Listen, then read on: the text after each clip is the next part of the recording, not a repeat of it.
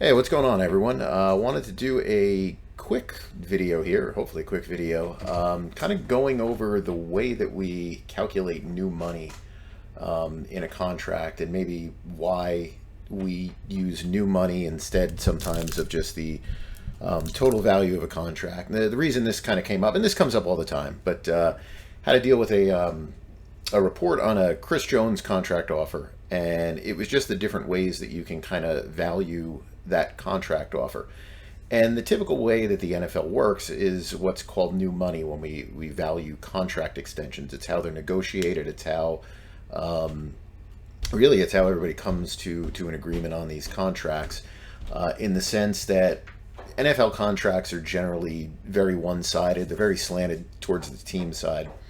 And when a player is under contract, it's not like he really has an option. He has to honor that contract unless the team says otherwise. And it's a pretty rare occurrence that the team will actually say, otherwise, that they'll take up the contract and completely rip it up and completely tear it up. The reason that we also value them this way is you're trying to find the best way possible to compare apples to apples, which is how do we compare a free agent contract with a contract of a player who's been extended? When a player's been extended, essentially what you're doing is you're buying out free agency. You're coming up with a price, you're coming up with a value on a contract that says, okay, if you made it to free agency right now, if you were going to be a free agent, this is what we believe the contract would be worth. You still have to honor the original contract that you had, whether that's your rookie deal or in certain cases a second contract. You still have to honor that season. But what would happen if we paid you right now so you don't become a free agent next year? What would that look like? How much money would that be? How much money do you need up front? How much of a raise do you need over what you're contracted to earn right now? What kind of guarantee would that take to get you to accept that offer? And that allows the risk of injury and the risk of decline of skill as well kind of transfer early from the player to the team, right? That's something that is always harped about. The player's outperformed his rookie contract and deserves some kind of job security that doesn't exist in that rookie contract right now. So the way that you calculate new money, and the way that we value all these contracts is basically as follows. So what you see on the screen here is an original contract, and this is just made up. Basically these are the components right here that you want to look at. So let's say this deal was signed in 2020. You got a $12 million signing bonus that's prorated at 3 per year on the cap. These are the paragraph 5 salaries, $500,000 roster bonus in the final year, a couple of workout bonuses. This is your cap number. Your cash number is basically going to be the sum of this column, these two columns, and whatever is there as a cash bonus. The prorated is not paid out per year, so that's just a cap consideration there. This is how we account for this bonus. So our total cash: 16,505, 805, and 1055. Now we're talking about a contract that's signed in 2023, so really the 2020, 2021, and 22 seasons don't have any bearing on it. So the 2023 year is the one that's being replaced in a new contract. So we'll mark this one in red. This is what's kind of being replaced there. And so what I've done in my fictitious contract here is I've replaced that with a $2 million P5.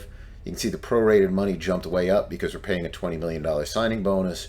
We eliminated the roster bonus, and we kept the $50,000 workout. See the cap charges here on this fictitious contract, and this is the way the cash runs out.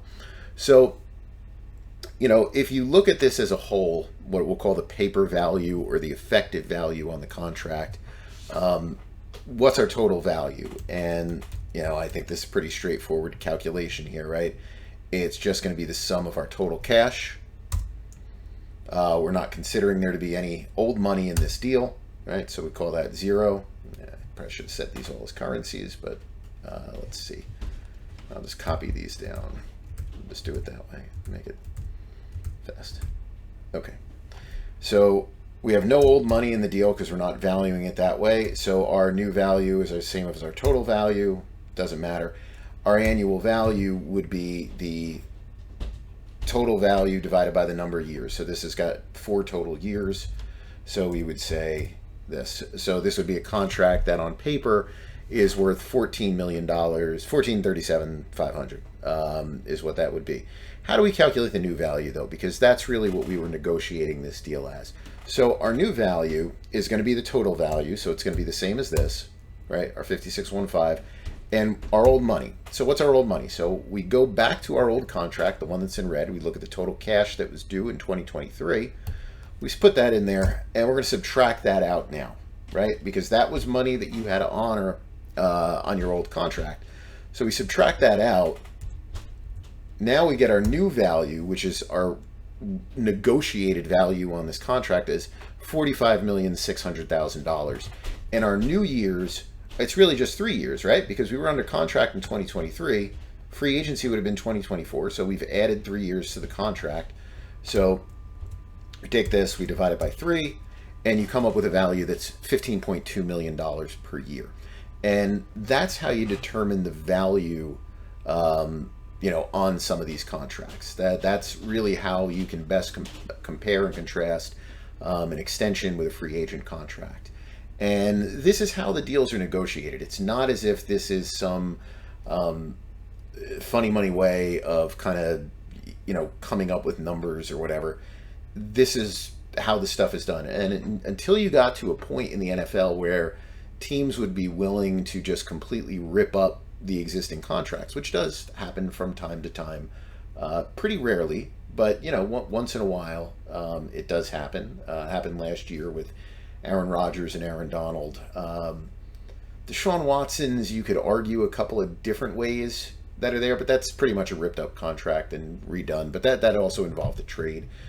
Sometimes that's a little bit of a different scenario, but this is really the negotiated value. This is what you're getting at if you're the player, because this is what you're receiving to give up free agency. And if you want to look at it a different way and say, well, this is stupid, this isn't the way that it should work, that it should work based on this, and the player got hosed, here, little over $1 million a year because they didn't get this deal, this season ripped up. You have to take this from the perspective of the team. And again, when we're talking about the team perspective, right, we're talking about the concept of the fact that they control pretty much everything when it comes to the contract. So, if we want to take this, or maybe I'll just take both of them. Let me just take both of these here. Okay. And let's say this is what we wanted to have happen, right? This is the deals. And we agree that the player should be paid $15.2 million a year. But, obviously there's a shortage here to get to that number, right? So how do we kind of make this up? And this is, I think, where you'll understand why teams are never really going to be open to doing this, because just from a timing standpoint, it wouldn't make any sense for them. So you see these numbers here. Which is what their commitment's going to be. So let's say that this player insists on, I want this deal ripped up. Like I will not honor this number, and I need to get to 15,200,000 as my paper value. Okay. Which means we have to come up with a total value of, let me just erase this column here. We have to come up with a total value of $60.8 million in 4 years. So, what's the difference that we have here? I'll just throw it all in one season. An extra 4.6 million. That sound about right.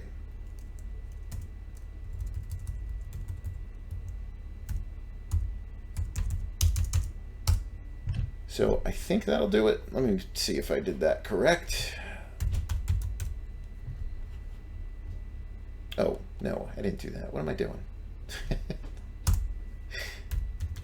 I just added $465,000 to it.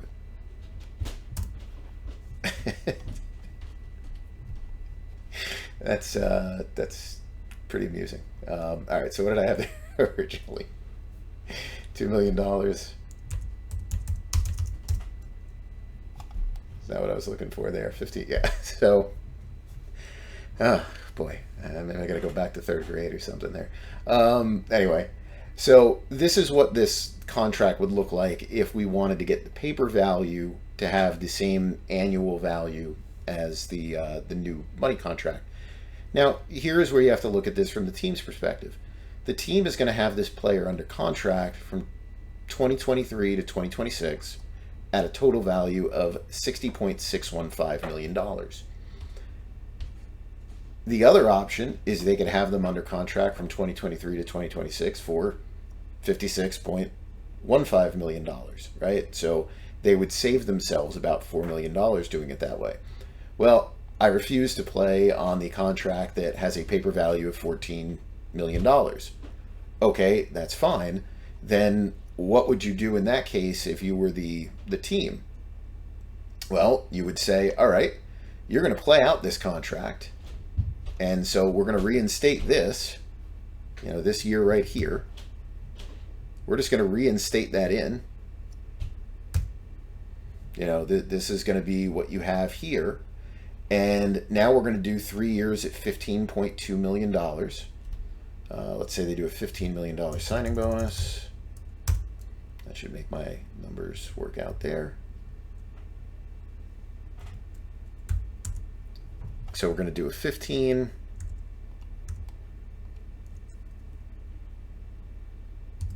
All right, so that should be okay there. All right, so now our new value is just going to be these 3 years here. And I'll work out the numbers to get them to hit the right amount. Our new value is going to be this, right? Because this is 0. And we're going to do this and divide by 3.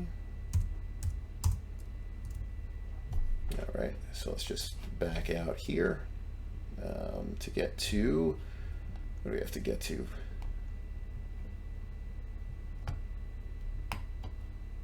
Let's see, what do we need to get to here? 45.6.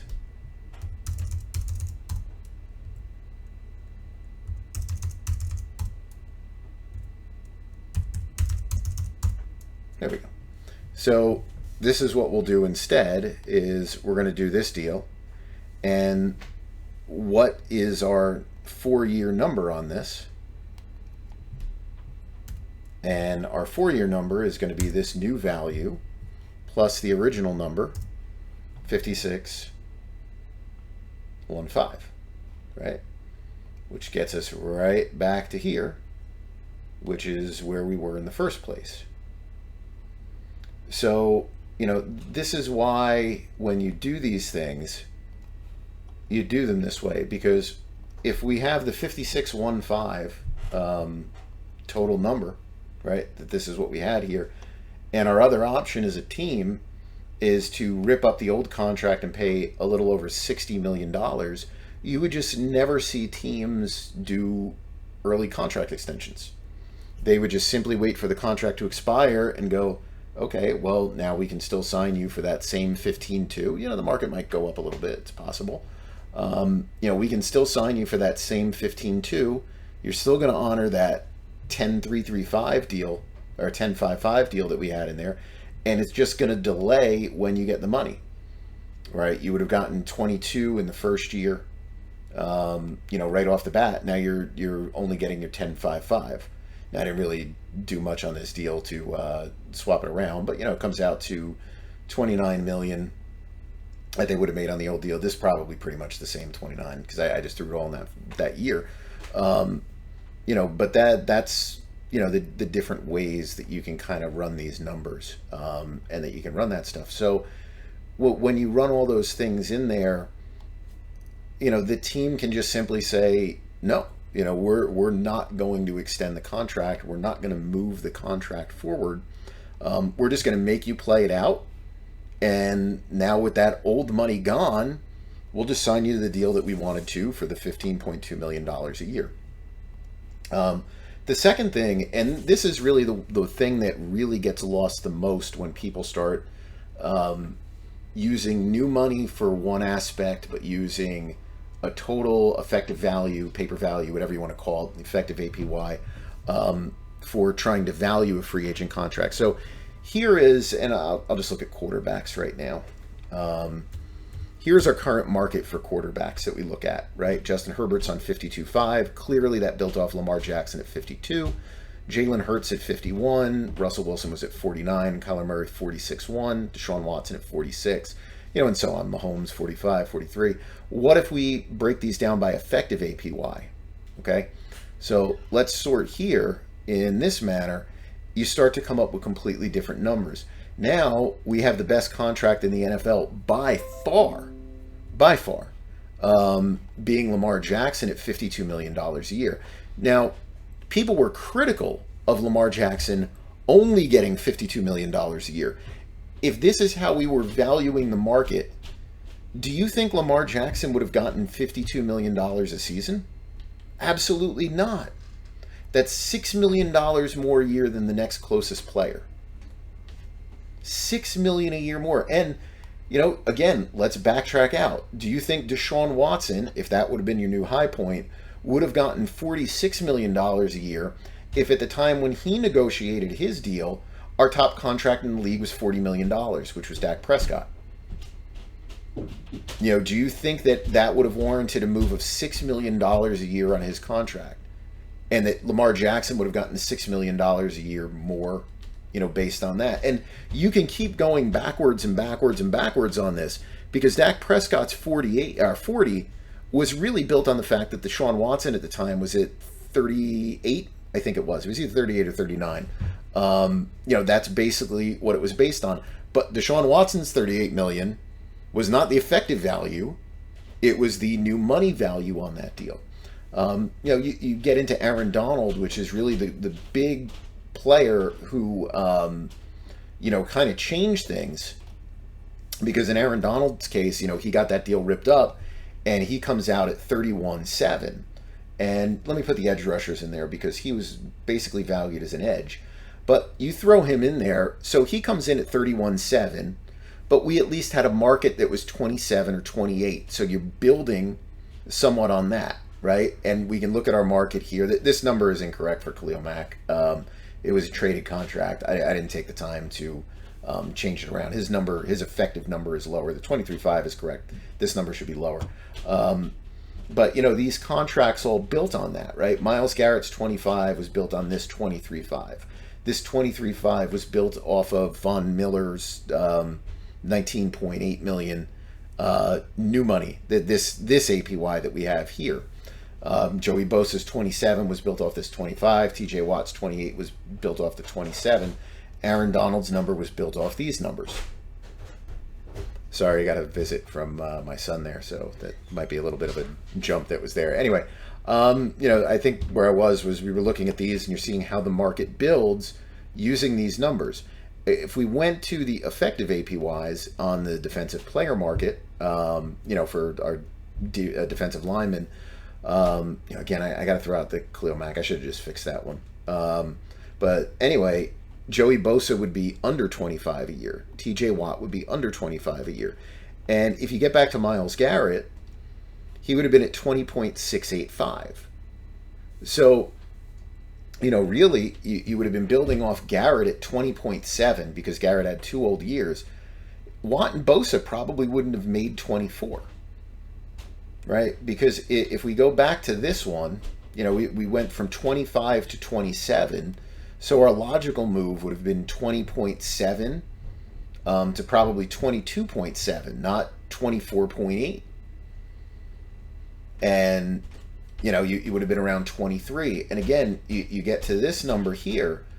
Would Aaron Donald have had a leg to stand on with the Rams to say, I need close to $32 million a year when the market was only at 25? The answer would be no. Now, he'd still have a pretty high number. The number probably be 27. But you would be talking about an entire market correction everywhere across the board if somehow, you got all of these numbers to now reflect this. And we put this, if you go in the premium section there and you do the player comparisons, we do put that in there. We might even have it in there on the advanced player pages. I forget. if we put them in. We could always put them in if we didn't before. Um, but it's more just to get an idea as to, um, how these things kind of would work in there. But you would change everything, and if you started to revalue deals, you couldn't come in there, for example, with I don't know, whomever might be I'm trying to think of Nick Bosa. You would have a hard time going in there with Nick Bosa if these are all the numbers here, and let's say Nick Bosa is looking for 35. Okay, there'd be one player that maybe you could work off of and say, okay, that kind of makes sense. But when you would look at all these, it would be near impossible for San Francisco to even discuss a contract of that size when this is what the market is right now for your top 10 players, who are pass rushers.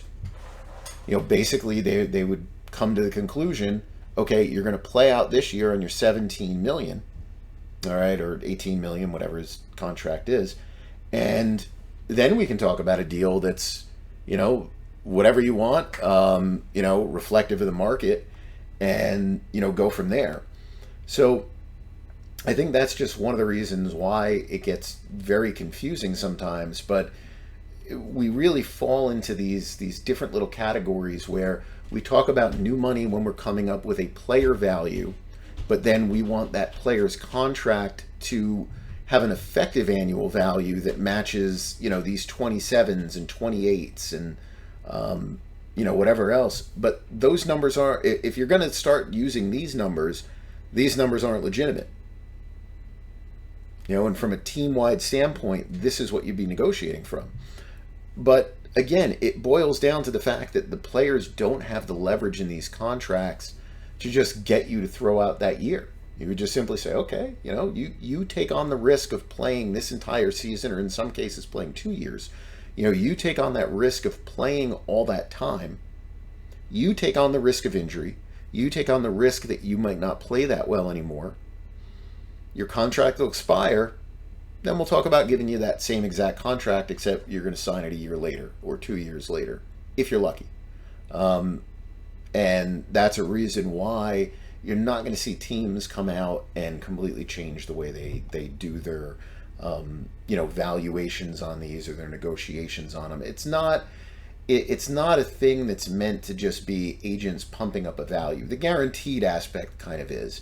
But this is a legitimate way, to value a contract that, you are supposed to honor this year, and you're adding new years onto it as if you were a free agent. You're adding a free agent contract on top of it. It's as if you're having a free agent contract supersede the old deal when that comes in, when you finalize it.